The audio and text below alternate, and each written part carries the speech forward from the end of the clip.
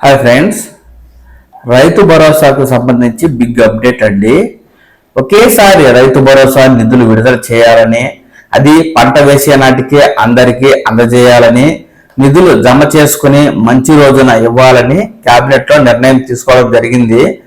నష్టం వచ్చిన 2 పంటలకు బోనస్ ఇవ్వాలని కూడా తెలంగాణ ప్రభుత్వం నిర్ణయం తీసుకుంది. దానికి సంబంధించి పూర్తి సమాచారం ఇలా ఉందండి. ఇన్నాళ్ళుగా ఇస్తున్న దపదపాలుగా కాకుండా రైతులందరికీ ఒకేసారి రైతు భరోసా మొత్తాన్ని అందించాలనే ప్రతిపాదనపై గురువారం నాటి కేబినెట్ భేటీలో చర్చ జరిగింది.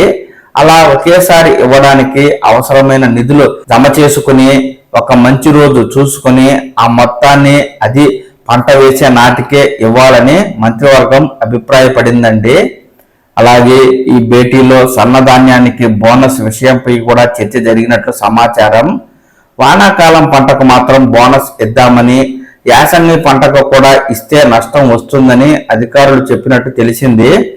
యాసంగి ధాన్యంలో నూక శాతం ఎక్కువగా ఉంటుందని, దీంతో బియ్యం శాతం తక్కువ అవుతుందని, ఆ బియ్యాన్ని బాయిల్ చేయాలంటే మళ్ళా ఖర్చు అవుతుందని, బోనస్ ఇవ్వడం వల్ల నష్టం వస్తుందని వారు వివరించినట్టు సమాచారం.